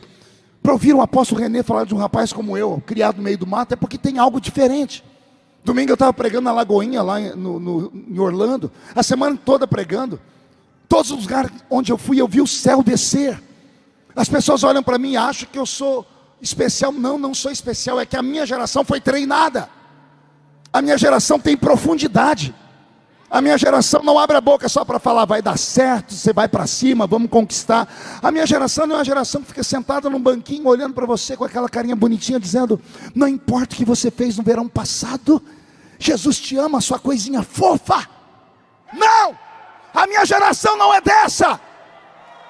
A minha geração não é Nutella. A minha geração é raiz. A minha geração é uma geração que cavou. Eu posso falar com vocês, pregar por 5, 6 horas em qualquer tema dentro da Bíblia. Alguém diz, de onde que sai tanta coisa? Eu cavei, eu busquei, eu fiz amizade com o dono da sabedoria. Eu conheço o céu pelo lado de dentro. As pessoas perguntam, como é que nada te atinge? Porque tudo comigo vai para o Jornal Nacional. Já viu ou não? Tudo comigo é escândalo nacional, tudo comigo é para matar. Alguém até diz assim, ó, morreu, agora morreu. Nunca conseguiram ir na missa de 7º dia. Quando chegam lá, tem um recado aí, ele ressuscitou de novo, o homem está de pé de novo, ninguém para a máquina. Aí pergunto, qual é o seu segredo? E eu conto, meu segredo é que os meus pés estão fincados em uma rocha. Os meus olhos viram, os meus ouvidos ouviram, o meu coração sentiu. O que, pastor? O Pentecoste de verdade.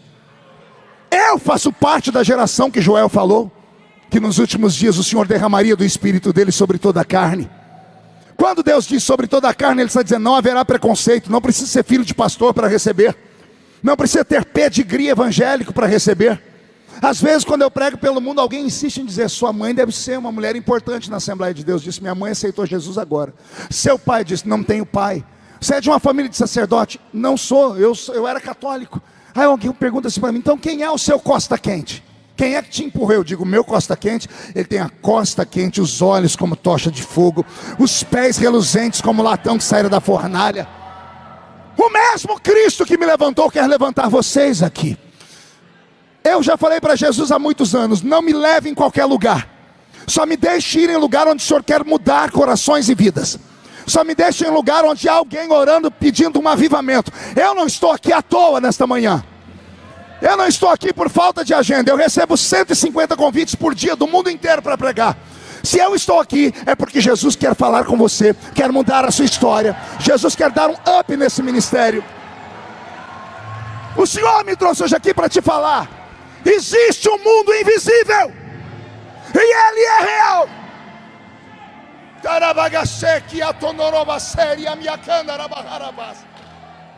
Eu estou com o meu corpo todo arrepiado aqui. O céu desceu, ou nós atingimos as regiões celestiais. Se atingimos as regiões celestiais, os dons podem começar a se manifestar. O Senhor pode te usar como profeta, o Senhor pode te usar como alguém que vai ter visões. Mas como se você não consegue se ligar? Como se você não consegue adorar? Como se você tem medo, tem vergonha? Ah, pastor, eu sou fleumático. Ah, pastor, eu sou tímido.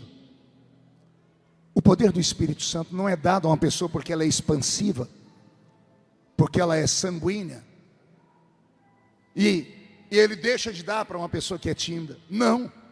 O poder de Deus não é dado por temperamento, é dado por necessidade. Vou falar de novo. não é o seu temperamento, é a necessidade ou a falta dela. Vou dar um testemunho. Recém-casado, minha esposa estudante de psicologia, hoje doutora, ela tem a clínica dela, e eu, menino que vim da roça. Sexta-feira, pós lua de mel, eu falei: meu amor, toda sexta-feira eu tenho um costume de subir o monte para orar, vamos comigo?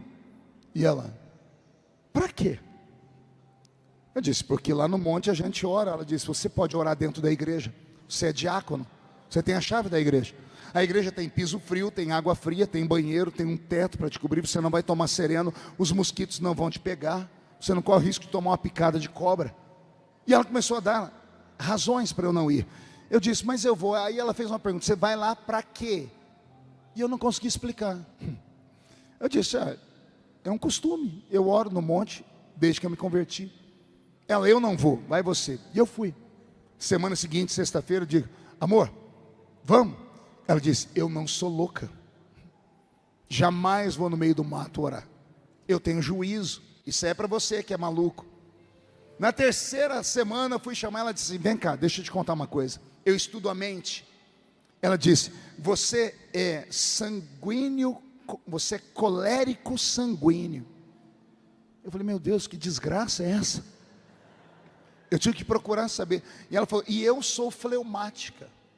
Ela diz: você é expansivo e eu sou tímida. Você não vê que no culto você grita igual maluco e eu estou lá assim: amém, amém. Pois Jesus escuta a sua oração e a minha. Ela disse: cada um tem um temperamento. O seu temperamento é de louco, o meu é de equilibrado, por isso que demos certo. Vai para a sua oração e eu vou ficar. Também nunca mais chamei ela. 6 meses depois eu estou indo, sexta-feira, disse: amor, estou indo. Ela disse: para onde? Eu disse: alô, sexta-feira, monte. Ela disse: espera que eu vou junto. Eu fiquei desconfiado. Ela fazendo o TCC dela, eu falei: essa mulher vai fazer uma matéria, vai falar que nós somos esquizofrênicos. Ela entrou dentro do carro comigo, eu andei a cidade, eu chegava em 20 minutos no monte. Eu rodei 1h30 para ver se desanimava. Ela falou: amor, eu perdi o rumo do carreador, eu não estou achando aqui, eu acho que choveu da semana passada para cá, aumentou o mato, eu não estou achando.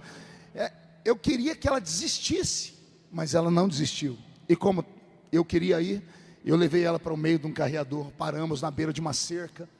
Quando ela olhou para aquela cerca, ela disse: como é que vocês entram? Ela disse: amor, a gente pula.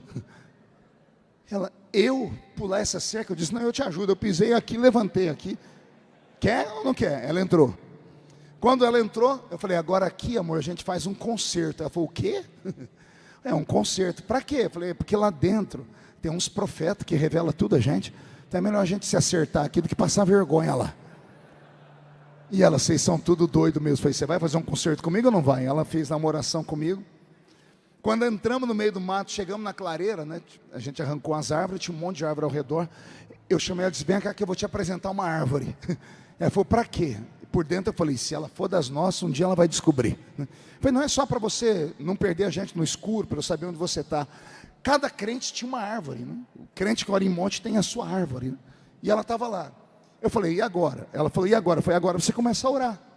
Você ora aí que eu vou orar na minha árvore que está do outro lado. E começamos a orar, a oração subiu. Daqui a pouco alguém pegou um pandeiro, começou a tocar pandeiro, um violão, e começou: divisa de fogo, varão de guerra, aquelas coisas só de crente meio tantã mesmo, né?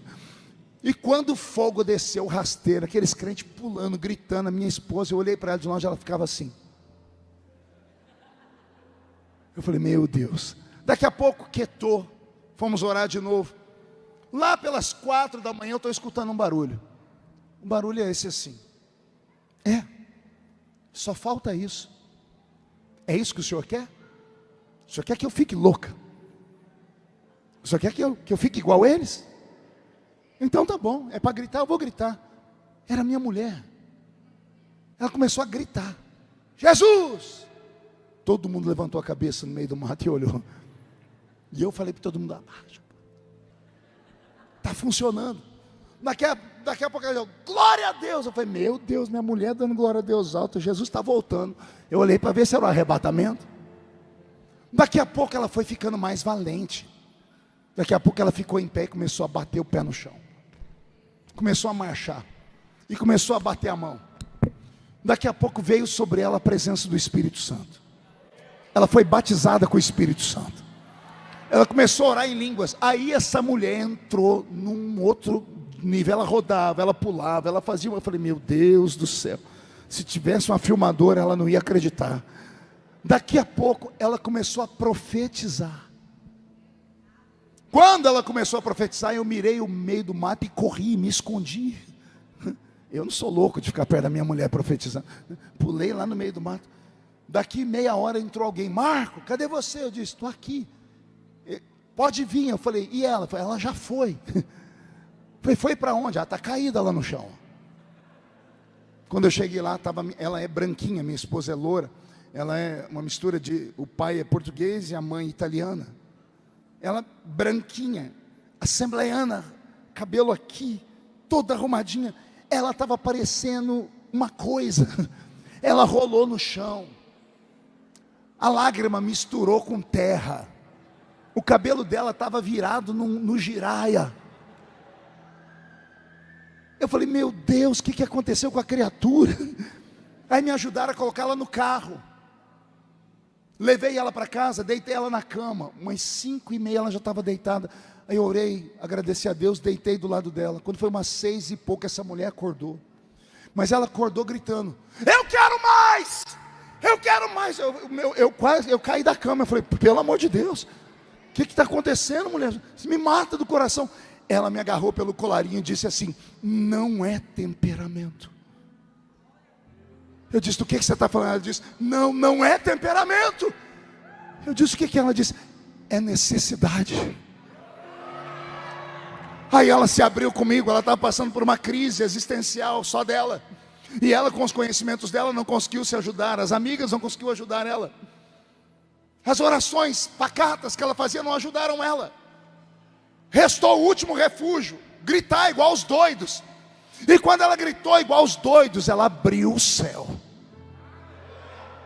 Vou falar de novo. Quando ela começou a adorar intensamente, quando ela se esvaziou, esqueceu quem estava à esquerda, à direita, esqueceu que as pessoas que estão perto dela não pagam as contas dela, porque muitos não se entregam por isso. O que vão falar de mim? Quem fala de você te visita quando você está doente, por acaso? Quem fala de você paga as suas contas na hora que você está devendo? Não, então para que você vai pensar no que o outro pensa? Ninguém manda na sua vida aqui dentro. Aqui é o lugar de adoração. Aqui é um quartel-general. Aqui é o lugar onde você tem que se entregar. É aqui. É nesse lugar que você tem que fazer coisas extraordinárias, coisas que você nunca fez. Porque se você fizer o que você nunca fez, Ele fará por você o que Ele nunca fez também. É reciprocidade. Se você começar a buscar o poder do Espírito Santo, vão te chamar de louco, desequilibrado, fanático. E daí? Dá um beijinho no ombro e manda a pessoa catar coquinho na primeira descida que ela encontrar aqui em Uberlândia. Porque se você não se esvaziar e não quebrar o seu orgulho e não acreditar que essas coisas são simples assim, não é pelo muito estudar, é pelo entregar. John Wesley estava esmurrando a parede da casa dele quando Carlos Wesley chegou, ou Charles Wesley chegou. Ele botou o ouvido na parede de madeira e ele escutava o irmão dele gritar assim: ou o senhor me usa, ou o senhor me mata. Ou o senhor me usa, ou o senhor me mata. Porque o seminário batista não me aceitou para ser missionário, porque falaram que eu sou louco. Não aceitaram John Wesley, porque achavam que aquele nanico era um homem desse tamanho, usava o sapato que aqui no Brasil seria o número 33, um homem desse tamanho, era bravo, era expansivo, era corajoso, era colérico, era sanguíneo. Ele esmurrava a parede dele. Daqui a pouco parou de esmurrar, e Charles Wesley disse que escutou um barulho, bum. Ele entrou correndo dentro do quarto, estava John Wesley caído no chão, tremendo. Charles levantou, ele disse: o que aconteceu? Ele disse: eu estava batendo na parede, saiu um vento da parede e bateu no meu peito e me jogou para trás. Eu estou com o meu corpo tremendo. Charles Wesley, o irmão dele, percebeu que era algo divino, marcou um culto no meio da praça, na aldeia. 2.000 pessoas foram ouvir aquele homem pregar. No segundo culto, 5.000 pessoas foram ouvir ele pregar. No terceiro culto, 20.000 pessoas foram ouvir ele pregar. As igrejas não deram púlpito para ele pregar, pois as igrejas ficaram vazias porque o povo ia atrás dele no meio do mato ouvir ele pregar. Ele conta: a minha vida mudou quando eu provoquei Deus. Pega esta palavra, pastor, mas não, isso ainda é uma coisa ruim. Não, Jó disse: Deus procura aqueles que o provoquem. Provoque Deus nesta manhã. De que forma? Sei lá. Sai correndo aqui dentro, se joga debaixo da cadeira, vai ali, bate a cabeça naquela parede. Se todo mundo vai olhar para você, você chamou a nossa atenção. Se você chamou a nossa atenção, imagine a atenção daquele que está lá em cima. Você sabe como nasceu o ministério de Billy Graham? Billy Graham tinha 8 anos, quando na ilha de Martha's Vineyard, ele viu a casa de John Wesley. Uma professora mostrou o lugar onde John Wesley orava, que tinha 2 buracos feitos na madeira pelo joelho dele. John Wesley orava 10 horas por dia, ajoelhado, sem levantar. Ele fez buracos no chão. Aí a professora disse: Jesus está procurando um novo Wesley. Saíram para a hora do recreio, para o piquenique. Daqui a pouco, na hora de entrar no ônibus, faltou um menino chamado William. As monitoras andaram pela ilha. Eu prego na ilha todo ano, lá na ilha de Martha's Vineyard. Eles contam as histórias lá que são lindas. A professora foi procurar as monitoras, lembraram da casa de John Wesley, foram no sótão, no basement, não encontraram ele. Daqui a pouco, a professora abriu a porta, olhou o quarto, não tinha ninguém. Quando ela foi fechar, ela escutou um gemido. Ela seguiu o gemido lá atrás da cama. Tinha um menininho de 8 anos de idade, ajoelhado, com os joelhos no lugar daquele buraco onde o outro orava. E a professora, para não atrapalhar ele, ajoelhou para ouvir. E ele falou assim: papai do céu, eu quero ser o novo Wesley. No meio de 200 crianças, aquela criança chamou a atenção de Deus. Billy Graham é o seu nome. Os olhos de Deus estão sobre nós esta manhã. Faltar-me tempo para contar a história para você de Ben Hinn, Carlos Anacondia, Oral Roberts, Henrietta Mears.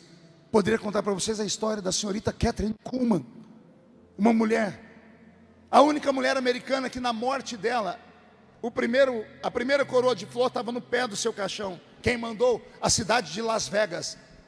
A cidade de Las Vegas, a cidade do pecado. A senhorita Kuhlman paralisou Las Vegas uma noite. Todos os cassinos fecharam e todos foram para a rua para ver uma mulher pregar. Naquela noite, mais de 200 paralíticos andaram. Eu vou falar de novo: 200 paralíticos andaram. Eu poderia te contar a história de Smith Wigglesworth, o motorista da maior evangelista do seu tempo. A mulher dele era uma pregadora e ele não pregava nada. Ele dirigiu para a mulher mais de 20 anos. Um dia ela não pôde atender uma agenda e ela falou para ele: vai você e prega no meu lugar. Ele: mulher, eu não sei pregar. Ela diz: você me escuta pregar há 20 anos, nunca decorou nada? Se vira, vai me representar. Ele chegou lá, na hora de pregar ele não sabia pregar. E quando ele estava gaguejando, entrou um homem pela porta com uma criança morta. E foi direto no púlpito dizendo: a pregadora que não veio, o senhor é marido dela, não é? Toma meu filho, ora que eu quero que meu filho ressuscita. Aí no microfone da igreja ele disse: pregar eu não sei, mas orar eu aprendi, porque eu sempre orei pela minha mulher. E a criança ressuscitou. O ministério de Smith Wigglesworth foi marcado com 40 ressurreições. Vou falar de novo: 40 mortos foram trazidos de volta à vida por aquele homem. O que é que essas criaturas têm que nós não temos? Vou repetir: o que é que essas pessoas conseguiram que nós não podemos conseguir também? O mesmo Espírito está aqui. O mesmo Espírito está aqui. E Ele está dizendo: eu fui derramado sobre vocês. A igreja que antecede o arrebatamento é uma igreja que vai virar o mundo de cabeça para baixo. Eu não posso acreditar que somente 1 bilhão de pessoas vão para o céu. É sério que Deus vai perder 7 bilhões de pessoas para o diabo? É sério que 7 bilhões de pessoas passarão a eternidade no limbo do inferno? É sério que o diabo vai fazer isso? Só tem uma maneira disso não acontecer: é Deus inflamar você, é Deus incendiar você, é Deus colocar dentro de você uma bomba atômica espiritual, é Deus te dar habilidades extrasensoriais, é você sair daqui revestido pelo poder do Espírito Santo e passar a ser alguém que tem acesso aos dons do Espírito Santo. Olha o que Deus fez comigo. Eu repito mais uma vez, olha o que Deus fez comigo. Eu sou patrício de vocês. Eu moro aqui a 200 quilômetros, numa cidadezinha desse tamanho, chamada Orlândia. Eu sou conhecido no mundo inteiro. Meus livros foram traduzidos para o inglês, para o espanhol. Nos meus 30 anos de aniversário de ministério, meu pessoal fez um levantamento, 30 milhões de DVDs de mensagens esparramados no mundo. Meu canal no YouTube tem mensagens minhas com 20 milhões de acessos, uma mensagem. E o que é que eu tenho que você não tem, criatura? Talvez eu saiba. Eu me apaixonei pelo Espírito Santo. E Ele está aqui. Ele é meu amigo. E Ele está dizendo, eu quero levantar outros, Marco, nesta tarde. Eu quero levantar outros que acreditem. Eu preciso levantar outros, uma geração profética. Uma geração que não olhe para a religiosidade, uma geração que traga o céu para onde for. Eu quero crer que alguns de vocês, depois desta tarde, quando entrarem na universidade, nas aulas, a sua presença vai incomodar o inferno. Não se assuste se pessoas caírem endemoniadas dentro da sala de aula só de olharem para você. Não se assuste se depois dessa tarde a sua sombra levantar paralíticos pela rua da cidade. Não se assuste se daqui a pouco as pessoas começarem a fazer procissão para ir na sua casa receber a oração. Não se assuste se a sua célula explodir em crescimento depois de hoje. Não se assuste se o senhor que já é pregador for pregar o mesmo sermão que você pregou a vida inteira e nunca teve efeito, e na próxima vez que pregar a mesma coisa, alguém vai dizer, de onde você tirou isso? Vão achar que é uma coisa fora do normal, porque não é apenas o esqueleto, é Deus trazendo vida, o Espírito descendo. Eu quero propor uma revolução em Uberlândia. Eu quero propor uma revolução aqui nesta igreja. Eu quero propor uma revolução na sua célula, na sua casa. Eu quero propor que quando este culto terminar, o mundo inteiro vai saber quem é você. Deus vai soprar o seu nome. Este ministério vai crescer a 100 por 1. Deus vai levantar homens e mulheres aqui de uma forma tão violenta, tão grande, que as pessoas vão olhar e não vão acreditar. Vão falar, de onde saiu isso? E você vai dizer, eu estive num culto de manhã, eu entendi que o Espírito Santo veio sobre toda a carne. É hora da igreja ser erguida. Feche seus olhos.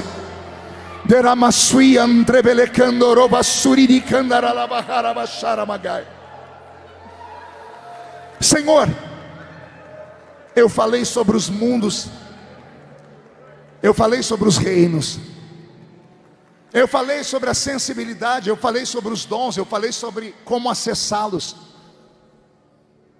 Tudo que eu falei está dentro deles. Daqui para frente é entre eles e o Senhor.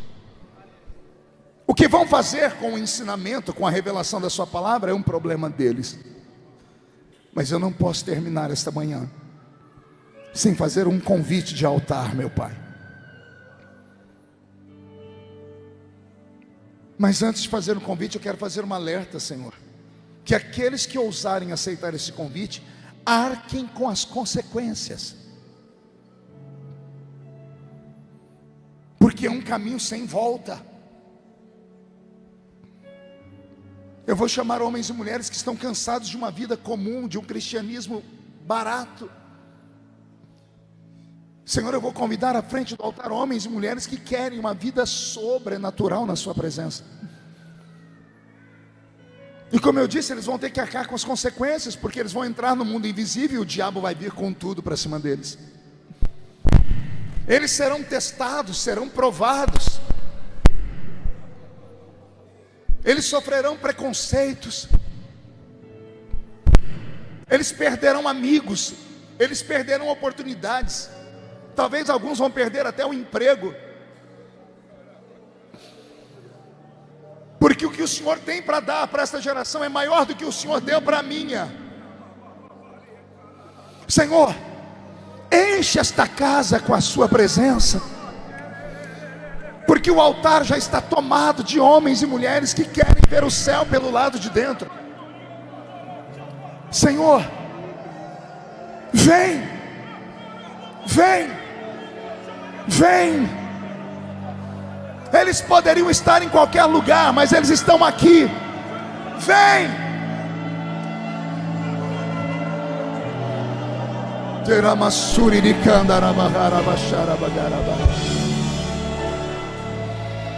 Terloim teloban Trelevesui andorobaki andarabagas Narai andrebele candorobas Terno ishui aqui a minha sergi mandorobahai Maria mandro para la storia andrebele torgi mandai Rabassia mahasuria E hakia suika tonoro badarashi Nilamakia tonoro sorgi andrebele karalateia mas Senhor, onde houver alguém batizado com o Espírito Santo, está buscando algo mais, aumenta a potência do seu poder sobre ele agora.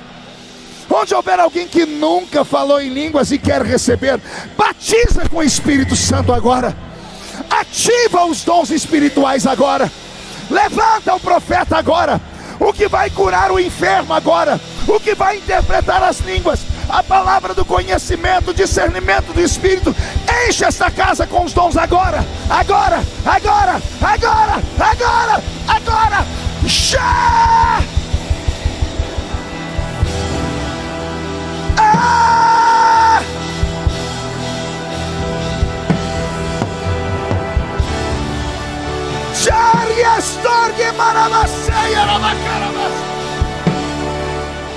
Os que podem ficar de pé, fiquem.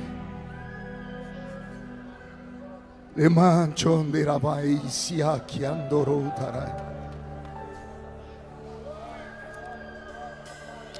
a mão direita para o céu comigo aberta e diga comigo: em nome de Jesus. É em nome de Jesus. Todos os demônios que se moveram contra a minha geração, que se uniram contra o meu país, que esfriaram a igreja, que desviaram ela do propósito, que roubaram os dons, a sensibilidade, eu ordeno. Não estou pedindo, estou ordenando. Venha para a palma da minha mão agora. Feche a sua mão. Eu vou contar até 3. Você vai jogar no chão e vai pisar em cima. Vai se cumprir Lucas 10:19. Eu vos dei poder para pisar sobre serpentes e sobre escorpiões, sobre todo o poder do diabo, e nada fará mal a vocês. Depois que você pisar em cima, você precisa encontrar 2 pessoas, porque a Bíblia diz que quando 2 ligam na terra, é ligado no céu. E você vai dizer para eles assim: o nome dele ainda é Jeová Jiré. Ele proveu no passado, ele vai prover um avivamento de novo. Você nunca mais será o mesmo. 1,5. Sua família sentirá orgulho de você de novo. 2, quem viver verá para ver o que Deus fará na sua vida neste ano. 2,5, esse ministério terá um nome soprado pelo Brasil e pelo mundo todo. 2,75, Uberlândia será conhecida como a capital do avivamento no estado de Minas Gerais. 3, jogue no chão, pise em cima. Abrace 2 pessoas, profetize sobre elas, diga: Jeová Jiré ainda age.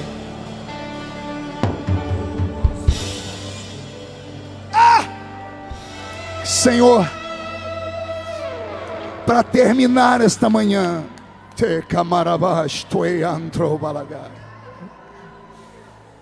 que este peso de glória que cai sobre nós nos acompanhe a partir de hoje como um manto invisível. Haverá libertação, haverá cura divina, haverá milagres, haverá a palavra rema nos lábios. Caravanas virão de longe para saber o que está acontecendo aqui. Senhor, movimenta o Estado para virem aqui beber da fonte. E cada um dos homens e mulheres que aqui estão nesta manhã, que vieram à frente desse altar, sejam revestidos com esta autoridade. Cada um deles vai produzir por 1000 homens. Cada um deles fará o trabalho de 1000 homens. Porque a igreja que o Senhor vem buscar para o arrebatamento é uma igreja viva e poderosa. Só quem crê diga: eu creio. Murche a barriga, estufe o peito. Olhe nos olhos de quem está do seu lado. Se o olho dele ou dela não estiver vermelho, enfie o dedo dentro do olho dele e diga: eu não sou daqui, eu sou de outro lugar.